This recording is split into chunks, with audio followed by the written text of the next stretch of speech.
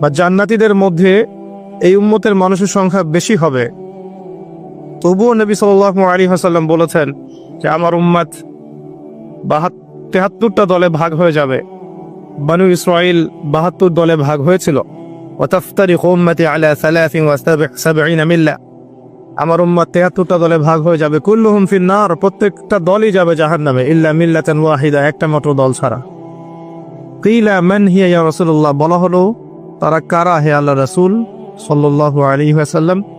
নবীজি বললেন মা আনা আলাইহি ওয়া আসহাবি, আমি যার উপরে আছি, আমার সাহাবীরা যার উপরে আছে। দুর্ভাগ্যজনক হচ্ছে ইসলামের নামে যত দলাদলি হয়েছে সবারই এই একটাই দলিল যে মা আনা আলাইহি ওয়া আসহাবি, আমি যার উপরে আছি, আমার সাহাবীরা যার উপরে আছে। সবাই দাবি করে আমরা তাই করছি। কেন বেশিরভাগ মানুষ জাহান্নামে যাবে? একটা উত্তর আমরা পেলাম, চোখ দিয়েছি দেখেনি, কান দিয়েছি শোনেনি, কলব দিয়েছি উপলব্ধি করেনি। অর্থাৎ আল্লাহর সত্যের সন্ধান তারা পায়নি, সত্যকে মূল্যায়ন করে নাই, আল্লাহ পাকের বিধানের আনুগত্য করেনি। আরেকটা কারণ আছে, সেটা হলো শিরক। কারণ যে বেশিরভাগ মানুষ জাহান্নামে যাবে তাদের আমল নামায় একটা পাপ থাকবে, খুব কমন পাপ, সেটা হলো শিরকের পাপ। কিভাবে এটা বলতে পারি? এভাবে পারি যে আল্লাহ পাক সূরা নিসার মধ্যে বলেছেন ইন্নাল্লাহা লা ইয়াগফিরু আন ইউশরাকা বিহি ওয়া ইয়াগফিরু মা দুনা যালিকা লিমান ইয়াশা। আল্লাহ পাক বলছেন আমি শিরক ছাড়া অন্য যে কোনো গুনাহ যাকে ইচ্ছা ক্ষমা করে দেব। আল্লাহ পাক বলছেন আমি আল্লাহ পাক শিরকের গুনাহ মাফ করেন না, অন্য যে কোনো গুনাহ যাকে ইচ্ছা আল্লাহ পাক মাফ করে দিবেন ইনশাআল্লাহ। আল্লাহ পাক যখন ঘোষণা দিলেন যে শিরক ছাড়া অন্য গুনাহ আমি মাফ করে দেব ইনশাআল্লাহ, শুধু মানুষের সাথে জড়িত বিষয় বাদ দিয়ে।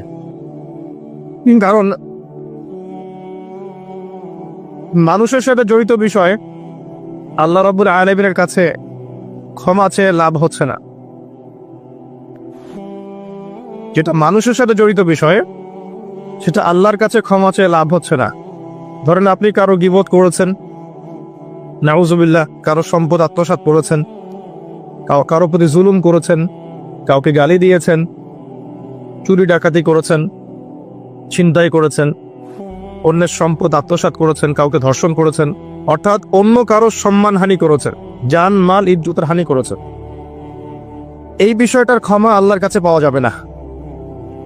এই ক্ষমাটা ওই বান্দার কাছে নিতে হবে যে ভাই আমি আপনার গীবত করেছিলাম, আমাকে মাফ করে দেন। ভাই আমি আপনার সম্পদ চুরি করেছি, এই নেন, ফেরত নেন। ভাই আমি তোমার জমি আত্মসাৎ করেছি, এটা তোমার, তুমি নিয়ে নাও। ভাই আমি তোমার কাছে টাকা ধার নিয়েছিলাম, দেইনি, এই যে দিয়ে দিলাম, শোধ। প্রতিটা বিষয় যেটা মানুষের সাথে জড়িত, হাক্কুল ইবাদ, এটা আল্লাহর কাছে ক্ষমা হবে না, এটা তার কাছেই ক্ষমা নিতে হবে, এবং এটা খুব কঠিন বিষয়। এর জন্য একটা কলবুন সালিম দরকার হয়, মানে সৎ মনের দরকার হয়। আর এই সৎ মন অনেক দাড়ি টুপির ভিতরেও থাকে না। আমি কি বুঝাতে পারছি? এই মনস্তাত্ত্বিক সততা দাড়ি টুপি জুব্বা পাগড়ির ভিতরে নাও থাকতে পারে, এটা ভিতরের ব্যাপার। যার কলব যত বেশি পরিচ্ছন্ন আলোকিত, সে তত বেশি সৎ হবে ইনশাআল্লাহ। কোনো কোনো ক্ষেত্রে আমরা এমনও দেখেছি যে একজন নন মুসলিম হিন্দু সম্প্রদায়ের মানুষ, সে মাপে কম দিচ্ছে না, একজন মুসলিম দিচ্ছে। কোনো কোনো ক্ষেত্রে দেখবেন আপনাদের এলাকায় আগে হিন্দু সম্প্রদায় বেশি ছিল না? আমার জানা মতে রংপুরের এই জায়গায় তো আগে শহর ছিল, তাই না? এখন এখানে অনেক নিদর্শন আছে, খাঁটি খাবারের জন্য মানুষ তাদের কাছে আসতো, মুসলিমদের দোকানে না গিয়ে তাদের দোকানে যাচ্ছে। তাদের দুধটা হবে খাঁটি, ঘিটা হবে খাঁটি, মিষ্টি হবে খাঁটি। মুসলিমের দোকান বাদ দিয়ে তাদের কাছে যাচ্ছে মানুষ, সততা দিয়ে তারা মানুষের মন জয় করলো। কোনো কোনো ক্ষেত্রে আপনি দেখবেন একজন অমুসলিম রাষ্ট্রের দায়িত্বে আছে, প্রশাসনে আছে, বা সামাজিক দায়িত্বে আছে, ব্যবসা করছে, চাকরি বাকরি করছে। কোনো কোনো ক্ষেত্রে দেখা যায় যে তারা অনেক মুসলিমের চেয়ে বেশি সৎ। হ্যাঁ, ঘুষ নিচ্ছে না, দুর্নীতি করছে না, ব্যবসায় ভাবে কম দিচ্ছে না, সিন্ডিকেট করছে না, চোরা কারবারি করছে না, অনেক ক্ষেত্রে দেখা যায়। এই শ্রেণীর মানুষদেরকে আল্লাহ পাক হেদায়েত দিয়ে দিতে পারেন। যাদের মনের মধ্যে আল্লাহ পাক সততা দেখবেন, আল্লাহ পাক তাকে হেদায়েত দিবেন ইনশাআল্লাহ।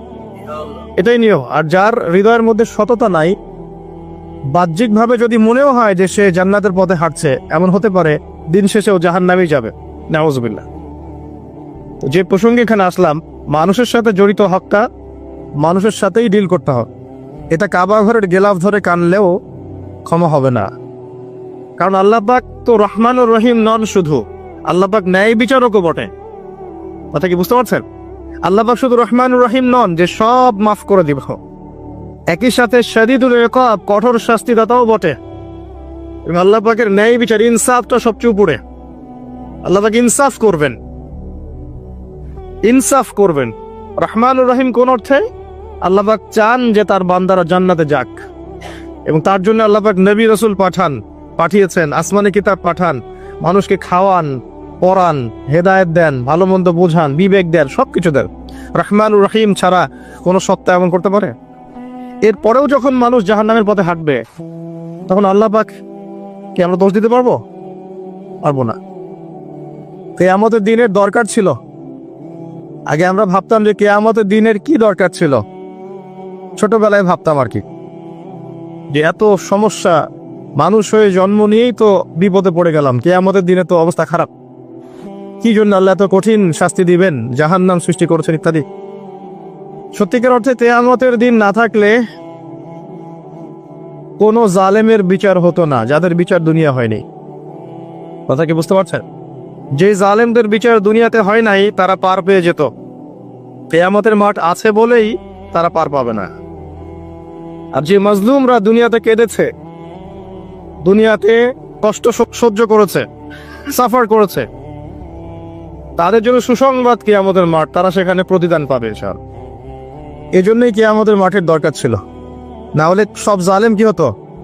পার পেয়ে যেত, যারা দুনিয়াতে বিচার পায়নি। তো এর জন্য সৎ মনের দরকার। যদি মানুষের সাথে জড়িত বিষয় থাকে, তাকে ফেরত দিতে হবে। যদি আপনি জনগণের সম্পদ আত্মসাৎ করে থাকেন, সবার সামনে দাঁড়িয়ে বলতে হবে যে তোমাদের এই সম্পদ ছিল, আমি আত্মসাৎ করেছি, আমার সম্পদ থেকে এগুলো নিয়ে নাও। তারপরে জান্নাতের প্রশ্ন আসবে, তার আগে নয়। এত সহজ নয়। তাহলে কিয়ামতের মাঠে উঠে দেখবেন কিছু কিছু মানুষের ঘাড়ের মধ্যে দেখবেন রিলিফের মাল আছে। হ্যাঁ, কিয়ামতের মাঠে উঠে দেখবেন কিছু মানুষের ঘাড়ে রিলিফের মাল আছে, টিন আছে, গম আছে, চাল আছে, ত্রাণ আছে। নবী সাল্লাল্লাহু আলাইহি ওয়াসাল্লাম বলেছেন, যে যেটা আত্মসাৎ করবে সেটা নিয়ে কিয়ামতের মাঠে উঠবে। হ্যাঁ, কেউ যদি একটা গরু আত্মসাৎ করে থাকে, গরু তার ঘাড়ে থাকবে। হ্যাঁ, গরু নিয়ে হাঁটবে সে। কেউ যদি ছাগল আত্মসাৎ করে থাকে, ছাগল থাকবে ঘাড়ে। কেউ যদি কারো জমিন আত্মসাৎ করে থাকে, জমি, ওই এক তবক হলে 7 তবক চাপিয়ে দেওয়া হবে। তবক মানে তো বোঝেন, তবাখন আইন তবাক, কোরআন পড়ে দেখেন। এর জন্য দুনিয়াতে হকটা মেটাতে হবে, এটা খুব ডিফিকাল্ট। ওমর রাদিয়াল্লাহু আনহু একবার একজন বেদুইনের বুকের মধ্যে লাঠি দিয়ে আঘাত করেছিলেন। আঘাত করাটা তার জন্য জায়েজই ছিল ওই সময়, কারণ সে বিরক্ত করছিল বারবার। ওমর রাদিয়াল্লাহু আনহু রাষ্ট্রীয় বড় দায়িত্ব পালনে ব্যস্ত ছিলেন। এই সময় একজন বেদুইন এসে তার জামা ধরে টান দিচ্ছে, দিয়ে বলছে যে আমার কথা শোনেন, আমার কথা শোনেন। তিনি ব্যক্তিত্ব সম্পন্ন মানুষ ছিলেন, লাঠি দিয়ে একটু গুতা দিয়েছেন, দেখছো না আমি ব্যস্ত আছি। একটু পরেই তার চিন্তা হলো, আমি কি জুলুম করে ফেললাম? একজন সাহাবীকে পাঠালেন তাকে ডেকে নিয়ে আসবে। সেই সাহাবী তাকে ডেকে নিয়ে আসলেন। এবার সেই ব্যক্তিকে দাঁড় করিয়ে ওমর রাদিয়াল্লাহু আনহু বলছেন, আমিরুল মুমিনিন, অর্ধ জাহানের খলিফা, অর্ধেক বিশ্বের খলিফা, ছোট্ট একটা কান্ট্রির না, পুরো অর্ধেক বিশ্বের খলিফা। তিনি বলছেন, এই লাঠি নাও। হাদা সদরি ইন আরাত, এই যে আমার বুক, তুমি যদি চাও আমার বুকে ওইভাবেই গুতা দিয়ে প্রতিশোধ নিয়ে নাও। আমি কি বুঝাতে পারছি কথা কিছুটা? এই ব্যক্তি হতভম্ব হয়ে গেল যে সত্যি কি উনি আমাকে এই কথাটা বলছেন? তিনি আমিরুল মুমিনিন হয়ে এই কথা বলছেন যে আমার বুকের মধ্যে লাঠি দিয়ে আঘাত করে তুমি প্রতিশোধ নিয়ে নাও। ওমর রাদিয়াল্লাহু আনহু বলছেন, হ্যাঁ এটা করো, কিয়ামতের মাঠে আমাকে আল্লাহর ওয়াস্তে জবাবদিহি করায়ও না। তখন সেই ব্যক্তি বলছে, আমিরুল মুমিনিন, আমার এটার কোনো প্রয়োজন নেই, আমি আপনাকে মাফ করে দিলাম। ওমর ইবনে খাত্তাব তিনি বলছেন যে আল্লাহ তোমাকে মাফ করে দিন। সুবহান। এই ছিল ইনসাফ। যদি মানুষের সাথে জড়িত কোনো হক থেকে থাকে তাহলে এই দুনিয়াতেই পরিশোধ করতে হবে। কারো টাকা নিয়ে থাকলে টাকা ফেরত দিয়ে দিবেন। কারো যদি জমির সম্পত্তি কোনোভাবে ঝগড়াঝাটি হয়ে থাকে, জমি নিয়ে নিয়েছেন কোনোভাবে, ফেরত দিয়ে দিবেন। যদি বোনের সম্পত্তি পাওয়ার অধিকার থাকে দিয়ে দিবেন। যার যার হক তাকে তাকে দিয়ে দিবেন। পরকালের জন্য নিউট্রাল হয়ে যান। পরকালে মানুষের সাথে জড়িত কোনো হক নিয়ে ওঠেন না। খুব ডিফিকাল্ট। কি হবে তাহলে?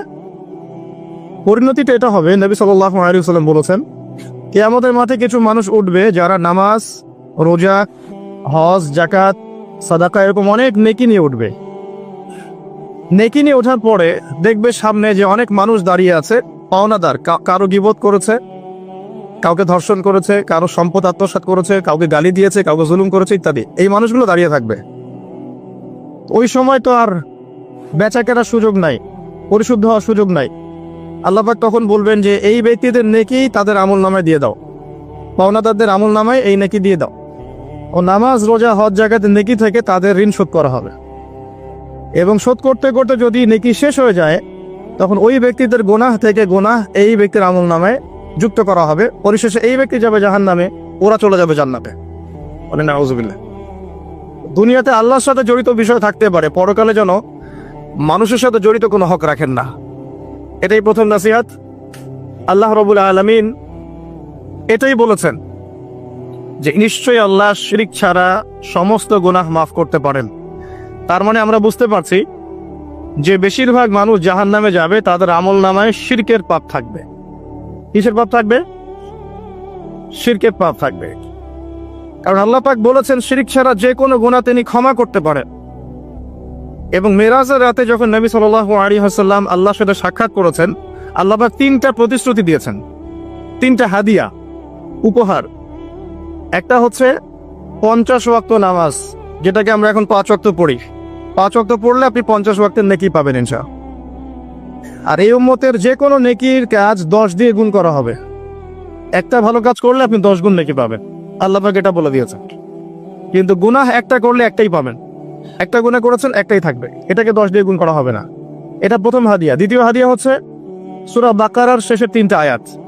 সূরা বাকারার শেষের 3টা আয়াত, লিল্লাহি মা ফিস সামাওয়াতি, এখান থেকে ফানসুরুন আলাল কওমিল কাফিরিন পর্যন্ত। এটা একটা হাদিয়া।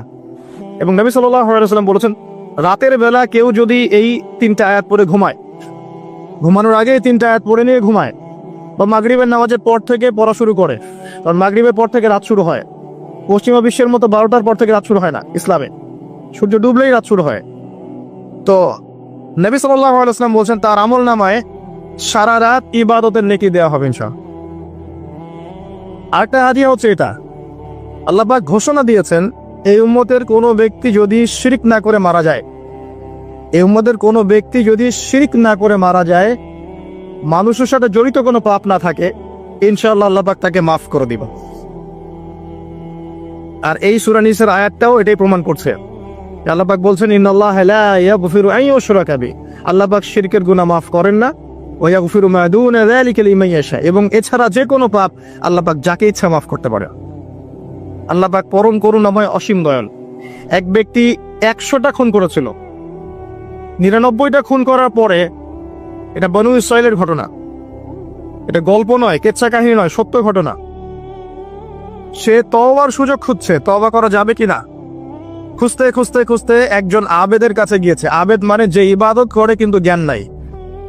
2 রকম মানুষ থাকে মুসলিমদের মধ্যে, একজন এক শ্রেণী আলেম যারা জানে এবং জানা অনুযায়ী আমল করে, আর এক শ্রেণী হচ্ছে খুব একটা জানে না কিন্তু দেখা দেখে আমল করে, এটাকে বলা হয় আবেদ। এই ব্যক্তি ছিল আবেদদের একজন। তার কাছে গিয়ে বলছে আমার কি তওবা হবে, আমি 99টা খুন করেছি, সিরিয়াল কিলার। সেই ব্যক্তি বলেছে না, তোমার কিসের ক্ষমা, তুমি এতগুলো খুন করেছো, তোমার ক্ষমা হতে পারে। রাগে এই ব্যক্তিকেও সে খুন করেছে, করে 100টা পূর্ণ করেছে। এরপরে আরেকজনের সন্ধান পেয়েছে যে একজন আলেম, তার কাছে গিয়ে তওবার সুযোগ খুঁজছে। সে বললো হ্যাঁ তোমার তওবা হবে ইনশাআল্লাহ, তুমি খালেস ভাবে তওবা করো, করে এই এলাকা থেকে চলে যাও, কারণ তওবার পরে নতুন জীবন শুরু করবে। এই পরিবেশে থাকলে তুমি অতীতের হিস্ট্রিগুলো তোমার মনে করবে, তুমি চলে যাও দূরে কোথাও, সেখানে গিয়ে থাকা শুরু করো। সে তওবা করে ওইদিকে চলে যাচ্ছিল, রাস্তায় মৃত্যু হয়। এবার 2 শ্রেণীর ফেরেশতা চলে আসছে, জান্নাতের এবং জাহান্নামের। কে তার আত্মা নিবে? আমরা মৃত্যুর সময় টের পেয়ে যাবো যে কে জান্নাতে কে জাহান্নামী। ফেরেশতাদের আকৃতি দেখেই, ঠিক আছে? আর একজন মানুষের মৃত্যু থেকেই তার কিয়ামত শুরু হয়ে যায়। কিয়ামত কবে হবে এর চেয়ে বড় কথা যে মৃত্যুর জন্য আমরা প্রস্তুত কিনা। তো এখন জাহান্নামের ফেরেশতারা রূহ নিতে চাচ্ছে ওই ব্যক্তির, আবার জান্নাতি ফেরেশতারাও চাচ্ছে। দুজনের মাঝখানে একটা ডিবেট চলছে। আল্লাহ রাব্বুল আলামিন তখন কৌশল করে বললেন, তোমরা রাস্তাটা মেপে দেখো, সে যতদূর এসেছিল এই রাস্তার পরিমাপ বেশি না যেখানে যাচ্ছিল এর পরিমাপ বেশি। দেখা গেল সে যতদূর গিয়েছিল এর পরিমাপ বেশি। আল্লাহ পাক জমিনটা প্রশস্ত করে দিলেন। এভাবে কৌশল করে আল্লাহ পাক এই ব্যক্তিকে মাফ করে দিলেন। এখানে আপনাকে খুনের অ্যাক্সেস দেওয়া হচ্ছে না। এই হাদিসটা বলে আপনাকে খুন করতে উৎসাহিত করা হচ্ছে না। আপনাকে বোঝানো হচ্ছে আল্লাহ পাকের মার্সি, দয়া কত প্রশস্ত। আরেক ব্যক্তি ছিল, সে ব্যভিচারিণী, ব্যক্তি না, সে মহিলা। সে ব্যভিচারিণী মহিলা, প্রস্টিটিউশনে ছিল, যাকে আমরা এখন যৌনকর্মী বলি বর্তমান আধুনিক সভ্যতায়, সো কল্ড আধুনিক সভ্যতায়। এবং তাদের অধিকারের জন্য আমরা অনেক কিছুই করতে চেষ্টা করি। আমরা একটা স্লোগানও দিই, আমার দেহ আমার সিদ্ধান্ত, নাউজুবিল্লাহ। তো এই মহিলা রাস্তা দিয়ে যাচ্ছিল, দেখেছে একটা কুকুর পিপাসার্থ, প্রচন্ড পিপাসার্থ, জিহ্বা বেরিয়ে গেছে। তার মায়া লাগলো, সে নিজের মোজাটা খুলে কুয়াতে নামালো, নামিয়ে অনেক কষ্ট করে সে পানি উঠালো, উঠিয়ে কুকুরকে পান করিয়েছে। এই একটা কাজের জন্য আল্লাহ পাক তাকে মাফ করে দিয়েছে। আরেকজন ব্যক্তি যে প্রচন্ড পাপী ছিল, মৃত্যুর সময় সে তার সন্তানদেরকে ওসিয়ত করছে যে আমি অনেক অন্যায় করেছি, আল্লাহ যদি আমাকে ধরতে পারেন তাহলে আমার অবস্থা খারাপ। তো আমি যখন মারা যাব তখন আমার দেহটাকে পুড়িয়ে ফেলবে, পুড়িয়ে অর্ধেক ছাই বাতাসে ভাসিয়ে দিবে আর অর্ধেক ছাই সমুদ্রে ভাসিয়ে দিবে। মানে বাতাসে অর্ধেক উড়িয়ে দিবে, সমুদ্রে অর্ধেক ভাসিয়ে দিবে। ছেলেরা তাই করলো। এই ব্যক্তির আকীদা কি, যদি আল্লাহ আমাকে ধরতে পারেন তাহলে খবর আছে। তার মানে ওর আকীদা যে আল্লাহ ধরতে পারবেন না এমন করলো, এটা কিন্তু কুফরি আকীদা, তাই নয় কি? পুনরুত্থানে বিশ্বাস না করাটা কুফরি নয় কি? ইমানের 6টা পিলারে একটা হচ্ছে পরকালে বিশ্বাস, তাই না? একটা পিলারই তো তার মধ্যে নাই। তো সন্তানরা তাই করলো। আল্লাহ পাক সাগরকে বললেন ছাই জমা করে দাও, জমিনকে বললেন ছাই জমা করে দাও। আর বাই দ্য ওয়ে, আল্লাহর আদেশ প্রকৃতি শোনে, মানুষ না শুনলে প্রকৃতি শোনে। সাগরের পরে গিয়ে আপনি দাঁড়ান, দাঁড়িয়ে থাকবেন, এই বিশাল সমুদ্র গর্জন করতে করতে আসবে, এসে বিনয়ের সাথে আপনার পা ধুয়ে দিবে। আল্লাহ পাক তাকে আদেশ করেছেন, তোমার সামনে দাঁড়ালে পা ধুয়ে দিও, অহংকার করো না। আল্লাহ যখন ওই সমুদ্রকে আদেশ করবেন যে এই জনপদের লোকেরা আমার আদেশ মানছে না, জলোচ্ছ্বাস দিয়ে উড়িয়ে দাও, সমুদ্র তাই করবে। প্রকৃতি আল্লাহর কথা শোনে। ছাই জড়ো করা হলো। জড়ো করার পরে আল্লাহ পাক এই ব্যক্তিকে আবার পুনরুজ্জীবিত করে জিজ্ঞাসা করলেন, কি জন্য এই কাজটা করেছেন, কেন এই কাজটা করেছো? তখন এই ব্যক্তি বলছে, হাদিসের কথাগুলো এমন, এই ব্যক্তি বলছে, মিন খাশিয়াতিকা ইয়া রাব্বি, আল্লাহ আমি তোমার ভয়ে এই কাজটা করেছিলাম। আর তুমি খুব ভালো করেই জানো হে আল্লাহ যে আমি তোমার ভয়ে করেছি না অন্য কোনো কারণে করেছি। আল্লাহ পাক বললেন, আমি তোমাকে মাফ করে দিলাম। আর দুজন ব্যক্তি, এটা বলে সামনে যাচ্ছেন, আর দুজন ব্যক্তি, এটা আমাদের মুসলিমদের জন্য শিক্ষা আছে। আমরা মুসলিমরা মনে করি যে আমরা সুপিরিয়র হয়ে গেছি। মাশাআল্লাহ, জুমার নামাজে আসি, রমজানের রোজা রাখি, মাঝে মাঝে একটু জাকাত দেই, সুযোগ পেলে একটা হজ উমরা করে আসি, তাই না? মাঝে মাঝে মসজিদে এসে নামাজ পড়ি, আমরা মনে হয় জান্নাতের সার্টিফিকেট পেয়ে গেছে, আমরা এমনটা মনে করি আর কি। দুই ব্যক্তি, একজন অনেক আল্লাহওয়ালা মানুষ, আর একজন হচ্ছে যে আল্লাহর দিনের খুব একটা পরোয়া করে না। এই বন্ধু সেই বন্ধুকে দাওয়াত দেয়, দিনের পথে আসো, দিনের পথে আসো, আসো। এই ব্যক্তি শোনে না। তো একদিন এই ব্যক্তি বলে ফেললো, যে ব্যক্তি একটু পায়াস টাইপের রিলিজিয়াস মুসলিম, সে বলে ফেললো যে আল্লাহ তোকে কখনো মাফ করবে না। কথাটা শোনেন, আল্লাহ তোকে মাফ করবে না, তোকে এত ডাকি দাওয়াত দিই, তুই কথা শুনিস না। মৃত্যুর পরে আল্লাহ পাক এই দুইজনকে জীবিত করলেন। জীবিত করে বললেন, কে তোমাকে ইখতিয়ার দিয়েছে যে আমি কাউকে ক্ষমা করব কি করব না এই বিষয়ে সিদ্ধান্ত দেওয়ার? আজকে আমি ওকে মাফ করে দিলাম আর তোমাকে জাহান্নামে দিলাম, যাও।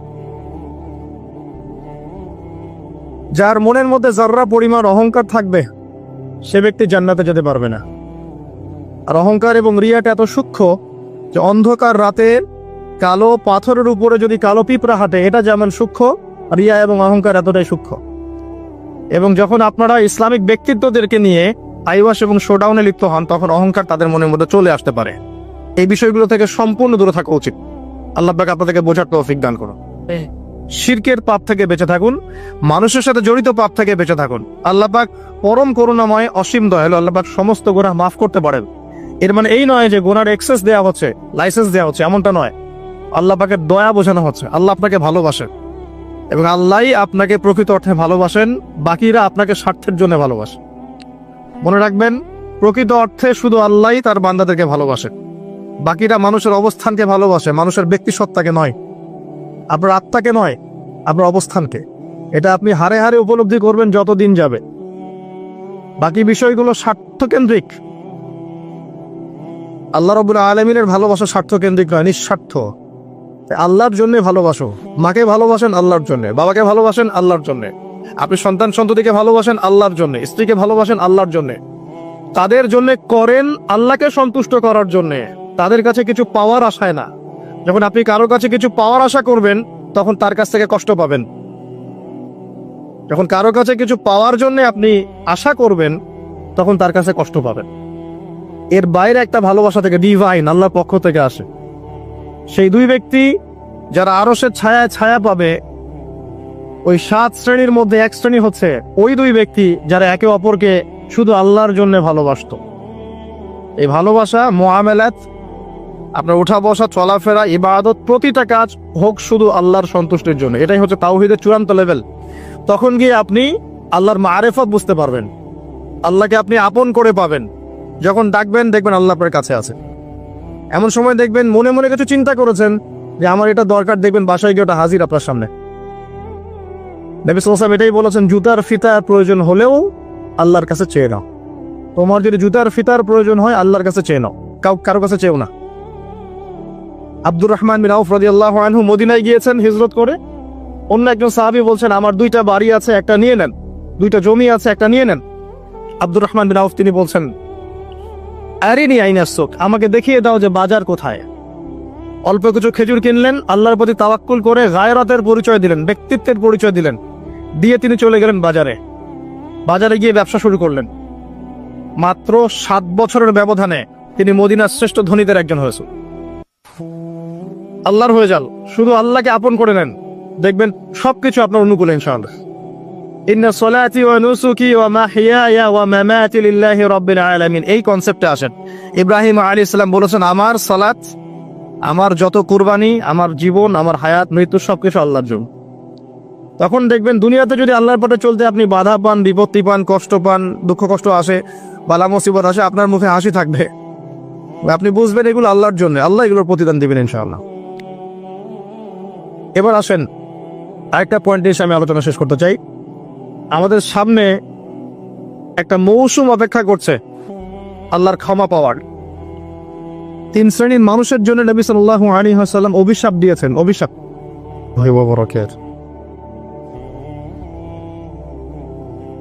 ইন্নাল হামদুলিল্লাহ নাহমাদুহু ওয়া নাস্তাঈনুহু মান ইয়াহদিহিল্লাহু ফালা মুদিল্লা লাহু ওয়া মান ইউদ্লিল ফালা হাদিয়া লাহু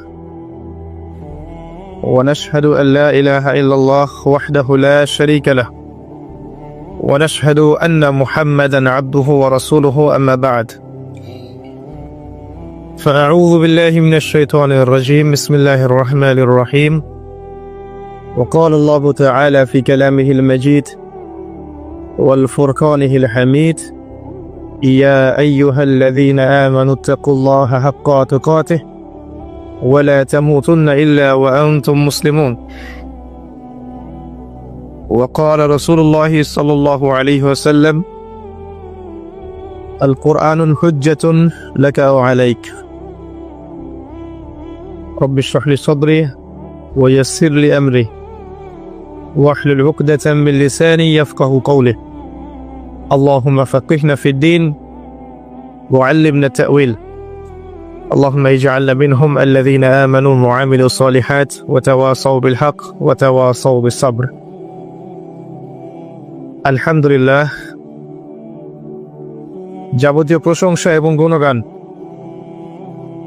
একমাত্র মহিয়ান ও গরিয়ান আল্লাহ রাব্বুল আলামিনের জন্য, যে আল্লাহ সুবহানাহু ওয়া তাআলা নাজিল করেছেন মহাবিশ্বের মহাবিশ্বয় মহাগ্রন্থ আল কোরআনুল কারীম। যে আল্লাহ পাক আমাদেরকে আজকে সুস্থ শরীরে মসজিদে আসার তৌফিক দান করেছেন, আমাদেরকে মুসলিম পরিবারে জন্মগ্রহণ করার তৌফিক দান করেছেন, মুহাম্মদ সাল্লাল্লাহু আলাইহি ওয়াসাল্লামের উম্মাহ হওয়ার সৌভাগ্য দান করেছেন। সকলেই শুকরিয়া আদায় করি, বলি আলহামদুলিল্লাহ। অগণিত অসংখ্য দরুদ এবং সালাত বর্ষিত হোক মহান আল্লাহ প্রেরিত সর্বশেষ এবং চূড়ান্ত নবী, মানবতার মুক্তির দূত মুহাম্মদুর রাসূলুল্লাহ সাল্লাল্লাহু আলাইহি ওয়াসাল্লামের প্রতি। আমরা সংক্ষিপ্ত আকারে দরুদ পড়ি, আল্লাহুম্মা সাল্লি আলা মুহাম্মদ, আল্লাহুম্মা বারিক আলা মুহাম্মদ। সম্মানিত উপস্থিতি, কেমন আছেন আপনারা? আলহামদুলিল্লাহ আলা কুল্লি হাল ওয়া ফি কুল্লি মাকান। আমরা পবিত্র জুমার দিনে আছি। আল্লাহ পাক জুমার দিনে খুতবা শ্রবণ এবং সালাত আদায়ের উদ্দেশ্যে সুস্থ শরীরে মসজিদে আসার তৌফিক দিয়েছেন। আবারও বলি আলহামদুলিল্লাহ। রাসূলুল্লাহ সাল্লাল্লাহু আলাইহি ওয়াসাল্লাম বলেছেন, জুমার দিনে কেউ যদি সকাল সকাল গোসল করে এবং উত্তম কাপড় পরিধান করে, সুগন্ধি ব্যবহার করে, সকাল সকাল মসজিদে আসে এবং পায়ে হেঁটে মসজিদে আসে, ইমামের কাছাকাছি বসে, মনোযোগের সাথে খুতবা শ্রবণ করে, খুতবা চলাকালীন সময়ে কাউকে কষ্ট দেয় না, এমনকি কেউ যদি কথা বলে তাকে এটাও বলবে না যে চুপ করো, এবং ইমামের সাথে নামাজ শেষ করে, নবী সাল্লাল্লাহু আলাইহি ওয়াসাল্লাম বলেছেন, এই ব্যক্তির আমলনামায় প্রত্যেক পদক্ষেপের বিনিময়ে 1 বছরের নফল নামাজ, 1 বছরের নফল রোজার নেকি দেয়া হবে। এই বিশাল নেকিটা নষ্ট হয়ে যাবে যদি খুতবা চলাকালীন সময় আমরা কথাবার্তা বলি, মোবাইলে ব্যস্ত থাকি, লুকিয়ে লুকিয়ে ভিডিও করি, ফটো সেশন করতে থাকি ইত্যাদি, অন্যকে কষ্ট দেই, আপোষে কথাবার্তা বলি, তাহলে এই পুরো নেকিটা নষ্ট হয়ে যাক। দেখবেন এটা বলে দেওয়ার পরেও কিছু মানুষ কথা বলবে, এই কাজ করবে। আল্লাহ পাক বলেছেন কিছু মানুষ সম্পর্কে, লাহুম কুলুবুন লা ইয়াফকাহুনা বিহা, আমি হৃদয় দিয়েছি উপলব্ধি করে না, ওয়া লাহুম আযানুন লা ইয়াসমাউনা বিহা, শ্রবণ ইন্দ্রিয় দিয়েছি শুনবে না, ওয়া লাহুম আ'য়ুনুন লা ইউবসিরুনা বিহা, চোখ দিয়েছি দেখবে না। আল্লাহ বলেছেন এমন কিছু মানুষের কথা, এবং তাদের বিষয়ে আল্লাহ বলছেন, উলাইকা কালানআম, এরা হচ্ছে গবাদি পশুর মতো, জাস্ট লাইক ক্যাটলস, গবাদি পশু, জন্তু জানোয়ারের মতো। বাল হুম আদাল, বরং তার চাইতেও নিকৃষ্ট। উলাইকা হুমুল গাফিলুন, এরা হচ্ছে গাফেল সম্প্রদায়। আল্লাহ পাক এদেরকে দিয়েই জাহান্নাম পূর্ণ করবেন। ওয়ালাকাদ যারানা লিজাহান্নামা কাসীরাম মিনাল জিন্নি ওয়াল ইনস, প্রচুর জিন আর মানুষকে দিয়ে আমি জাহান্নাম পূর্ণ করব। অপরাধ এটাই, চোখ দিয়েছি দেখে নাই, কান দিয়েছি শোনে নাই, হৃদয় দিয়েছি উপলব্ধি করে নাই, এটাই অপরাধ। আর সহিহ বুখারীর মধ্যে 4 বার একটা হাদিস এসেছে যে আল্লাহ পাক আদম আলাইহিস সালামকে ডাকবেন কিয়ামতের মাঠে এবং বলবেন, তোমার সন্তানদের মধ্য থেকে জাহান্নামীদেরকে আলাদা করে দাও। আদম আলাইহিস সালাম বলবেন, কতজন হে আল্লাহ? আল্লাহ পাক বলবেন, প্রতি 1999 জনকে জাহান্নামের জন্য আলাদা করে দাও। যদিও এই উম্মতের বেশিরভাগ মানুষ জান্নাতে যাবে ইনশাআল্লাহ, বা জান্নাতীদের মধ্যে এই উম্মতের মানুষের সংখ্যা বেশি হবে, তবুও নবী সাল্লাল্লাহু আলাইহি ওয়াসাল্লাম বলেছেন যে আমার উম্মত 73টা দলে ভাগ হয়ে যাবে। বানু ইসরাঈল 72 দলে ভাগ হয়েছিল। ওয়াতাফতারিকু উম্মতি আলা 73 মিল্লা, আমার উম্মত 73টা দলে ভাগ হয়ে যাবে। কুল্লুহুম ফিন্নার, প্রত্যেকটা দলই যাবে জাহান্নামে, ইল্লা মিল্লাতান ওয়াহিদা, একটা মাত্র দল ছাড়া। কিলা মান হিয়া ইয়া রাসূলুল্লাহ, বলা হলো তারা কারা হে আল্লাহ রাসূল সাল্লাল্লাহু আলাইহি ওয়াসাল্লাম? নবীজি বললেন, মা আনা আলাইহি ওয়া আসহাবি, আমি যার উপরে আছি, আমার সাহাবীরা যার উপরে আছে। দুর্ভাগ্যজনক হচ্ছে ইসলামের নামে যত দলাদলি হয়েছে সবারই এই একটাই দলিল যে